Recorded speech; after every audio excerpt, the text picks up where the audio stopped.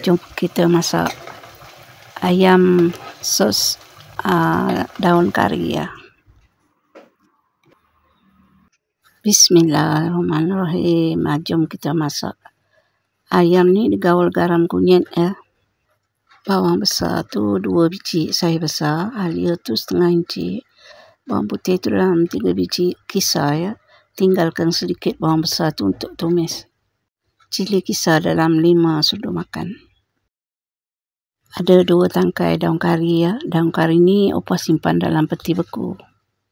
Hari tu balik kampung opah ambil daun kari banyak tu yang simpan tu.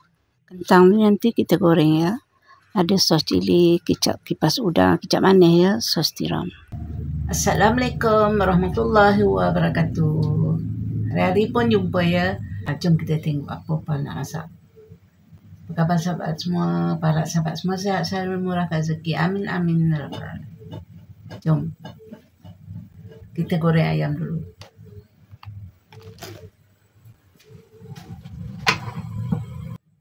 Goreng ayam tu separuh masak je ya. Tak perlu garing.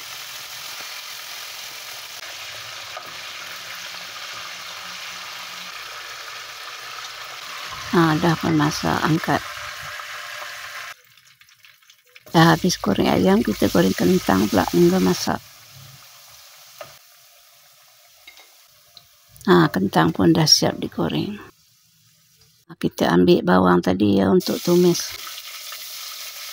Masukkan daun kari itu sekali.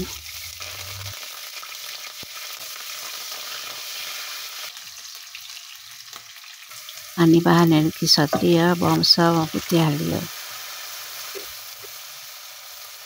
Cili kisar.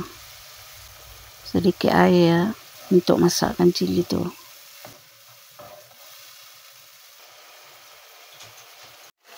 Biar semua tu cili tu semua masak betul-betul ya. Pecah minyak. Dah nampak sedikit kering, boleh masukkan sos tiram tu ya, agak-agak 2 sendok makan. Kicap manis tu ya. Masukkan agak-agak, tak perlu hitam sangat ya.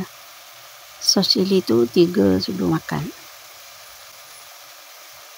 Masuk serbuk perasa. Garam sedikit, nanti boleh dirasa ya.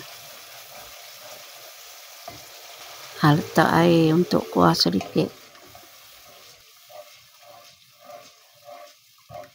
Biarkan mendidih, bagi kering sedikit kuah tu ya. Bolehlah dirasa ya. Masukkan ayam yang digoreng tadi ya.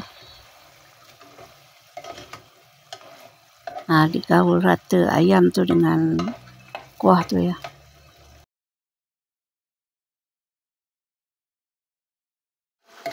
Ayam tu biarkan mendidih, nak bagi kuah tu kering sedikit ya. Kuah pun dah kering sedikit, boleh dimasukkan ubi kentang tu. Lepas tu tutup api ya. Tak perlulah nak dimasak lagi kentang tu, cuma gaul saja. Dah pun siap. Selamat mencuba. Assalamualaikum warahmatullahi wabarakatuh. Jumpa lagi di lain video. Okay, bye. Ada telur dadah ya.